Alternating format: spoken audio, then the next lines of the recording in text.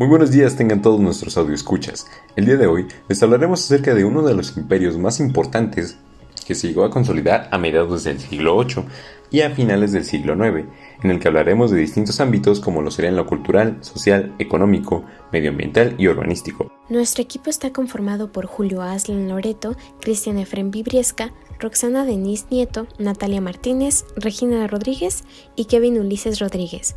Y a continuación le damos la palabra a Kevin Ulises, quien nos dará el contexto del Imperio Carolingio.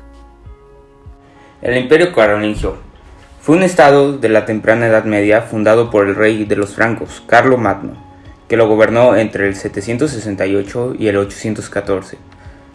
Los cimientos de este imperio fueron puestos por su padre, Pipino el Breve, que en el 761 derrocó al último rey de la dinastía franca de los merovingios. El nuevo monarca fue coronado por el Papa Esteban II, quien le otorgó el derecho a la sucesión hereditaria, luego de la muerte de Pipino. En el 768, el Papa brindó su apoyo a su hijo, Carlos, que pasó a la historia con el nombre de Carlomagno, que significa Carlos el Grande. Carlomagno se propuso restaurar la unidad del Imperio Romano, recurriendo tanto a la diplomacia como a la guerra. Logró recuperar los territorios de lombardos, bárbaros, ávaros y sajones. Así construyó un imperio que, a excepción de parte de la península ibérica y las islas británicas, comprendían toda Europa occidental. En el año 800, el Papa León III coronó a Carlomagno como emperador de Occidente. De esta manera, el rey de los francos se aseguró el predominio sobre todos los monarcas cristianos y se transformó en el brazo armado. El Imperio Carolingio perduró hasta el 843. Su división dio lugar al surgimiento de los reinos de Lotaringia, Francia y Germania. Estos dos últimos son el origen, a su vez, de los actuales Francia y Alemania. Le damos la palabra a mi compañera Natalia, la cual nos va a hablar acerca de los ámbitos culturales que acompañaron el Imperio Carolingio. Soy Natalia y voy a hablar sobre la parte cultural del Imperio Carolingio.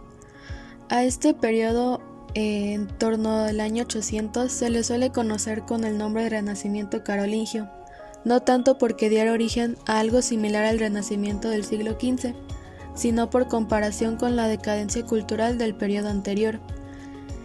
Carlomagno, como la mayoría de los hombres de su tiempo, no sabía leer ni escribir ni siquiera aritmética. No obstante, intentó elevar el nivel cultural del imperio fundando la Escuela Palatina de Aquisgrán y puso en su dirección al célebre Aquino de York. En ella se formaron él, sus hijos y todos los funcionarios de la corte. En el mismo orden de ideas, se crearon escuelas en lugares de culto como las iglesias y los monasterios. Allí se crearon bibliotecas de gran valor que poseían obras de la cultura latina. Por otra parte, gracias a este renacimiento cultural, durante el reinado de este imperio surgieron escritores y pensadores, y las artes y las ciencias se desarrollaron. A pesar del apogeo cultural del Renacimiento, solo los nobles y el clero tenían acceso a este. El arte carolingio estaba basado fundamentalmente en dos estilos, el arte clásico griego y el arte cristiano, pero con algunas influencias de sus vecinos bizantino e islámico. En la escultura, los ejemplos conservados son muy escasos, si bien las esculturas de marfil se han sobrevivido y son de una gran belleza. En la arquitectura carolingia se reflejaba en edificios religiosos y algunos palacios. Se caracteriza por usar la planta de cruz latina de 3 naves, arcos de medio punto de herencia romana, cubiertas de madera, columnas con capiteles esquemáticos y pilares cuadrados y cruciformes. Y por último, en cuanto a mosaicos y miniaturas, entre las obras de arte más notables de esta época, sobresalen las mismas, que ilustran los evangelios, además de la orfebrería que decoraba todos sus templos. Hola, yo soy Denise y yo les hablaré sobre el medio ambiente del Imperio Carolingio. Y tenemos que entrar en contexto ya que el Imperio Carolingio está ubicado en la Europa occidental y por lo general el clima es frío, lluvioso, sin estaciones secas y los veranos suelen ser cálidos. Muy bien, ahora pasamos con Aslan para que nos hable un poco sobre la economía. Sí, muchas gracias. Vamos a hablar un poco acerca del aspecto económico del Imperio Carolingio y es importante contextualizar un poco antes de empezar. Hay que recordar que esta fue desarrollada entre los siglos 8 y 9 y el modelo se basó en conflictos militares y la agricultura sin ser dependientes del comercio. Al Imperio Carolingio se le atribuye el desarrollo del sistema económico de la Edad Media en Europa, la creación de grandes concentraciones de terreno feudal y el dominio de clases sociales como la nobleza y el clero ayudaron a establecer el modelo social del antiguo régimen. No tenían los más grandes avances tecnológicos y productivos, más allá del arado y el regadío de sus terrenos, pero se puede resumir a la economía del Imperio Carolingio como un modelo agrario de subsistencia, es decir, priorizaba los cultivos para abastecer a sus poblaciones, pero solo se producía lo necesario para sobrevivir. Por los conflictos entre los bizantinos y las amenazas musulmanas, era muy difícil establecer rutas de comercio dentro del territorio. El Imperio Carolingio en aspecto económico tiene aspectos muy destacables, entre los cuales está el comercio necesario, es decir, por sus victorias y expansión los carolingios tuvieron mayor acceso a rutas comerciales mediterráneas. Otro aspecto a destacar es el modelo de subsistencia. Los conflictos bélicos causaron una crisis económica que se tradujeron en hambrunas, pero por su modelo basado en la agricultura no les afectaba de gran manera. Otro aspecto a destacar es el peso social dominante. En la Iglesia y el Estado presionaban en materia fiscal a las sociedades. A continuación tenemos lo que es la automización territorial. Es la descentralización y una importancia menor del concepto de ciudad. Ya casi por terminar tenemos lo que es la conversión de la mano de obra, es decir, la esclavitud convertida en servidumbre por las pobres condiciones económicas que se tenían. Y finalmente tenemos el aspecto de la propiedad privada. Era esta autosuficiencia agraria. La autosuficiencia agraria se traducía en un mayor valor otorgados a las tierras y por lo tanto a aquellos que las poseían. Y bueno, este fue el aspecto económico del Imperio Carolingio a grandes rasgos y vamos con el siguiente tema. Ahora yo pasaré a hablarles acerca de cómo estaba organizado socialmente el Imperio Carolingio, y para ello imaginemos una pirámide, la cual va a estar dividida en dos secciones. En la primera de ellas tendremos a los privilegiados, en donde en la cúspide se encontraba la élite nobiliaria, conformada obviamente por su emperador. Debajo de él debemos de sumar todos aquellos pertenecientes al alto y bajo clero, así como también a los que conformaban la alta nobleza y baja nobleza, cuyos dominios cabe resaltar que se extendían por todo el Imperio Carolingio. Otro dato que cabe resaltar acerca de todos aquellos pertenecientes a la nobleza es que eran conformados por grandes nebulosas familiares compuestas por un núcleo familiar, o también conocido como familia central, y de la cual se desprendía toda una serie de agrupaciones parentales que nosotros conocemos como baja nobleza. Dichas familias nobles, tras la conquista de Carlomagno, recibieron grandes latifundios, así como también lo hizo responsable de las jurisdicciones de varios condados, obispados y abadías, entre algunos otros cargos públicos adicionales. Lo cual, como podrán darse cuenta, esto generaba que todos aquellos nobles podían aumentar sus fortunas y del mismo modo el poder asentar en distintas propiedades a toda esa vasta familia que se iba generando. Pero todos aquellos pertenecientes a las cabecillas familiares tienen una obligación adicional, la cual era el poder controlar a sus propios parientes mediante visitas recurrentes que hacían de vez en cuando a algún miembro de la cabecilla familiar. Después, en esta escala social, tendríamos a los condes, los cuales poseían un amplio poder sobre los territorios en los que impartían su jurisdicción y debían de gobernarlo en nombre de su emperador. Y en cuanto a los acuerdos imperio basáltico, el emperador le otorgaba al feudo a cambio de su lealtad. Los condes eran los encargados de la justicia pública y la captación de impuestos.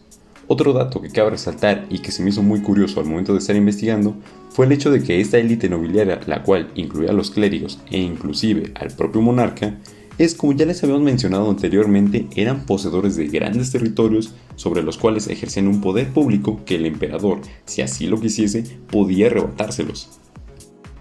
Por último, tenemos la segunda sección de cómo estaba conformado socialmente dicho imperio, en el que tenemos a los no privilegiados, que se encontraban en todas aquellas villas carolingias, y tendríamos en primer lugar a los pequeños comerciantes y a los artesanos, los cuales eran considerados como personas libres y con ciertos privilegios que no poseían los que estaban por debajo de ellos en la escala social. Y se preguntarán, entonces, ¿quiénes se encontraban en dicha escala? Pues en la parte más baja de la jerarquía social nos encontraríamos a los campesinos, los cuales se dividían en dos facciones, y esto aumentaba o disminuía su valor, dependiendo si eran esclavos o no. De igual manera, los condes les otorgaban distintas hectáreas, las cuales debían de trabajar a cambio de rentas que pagaban normalmente con especies o también con monedas de plata.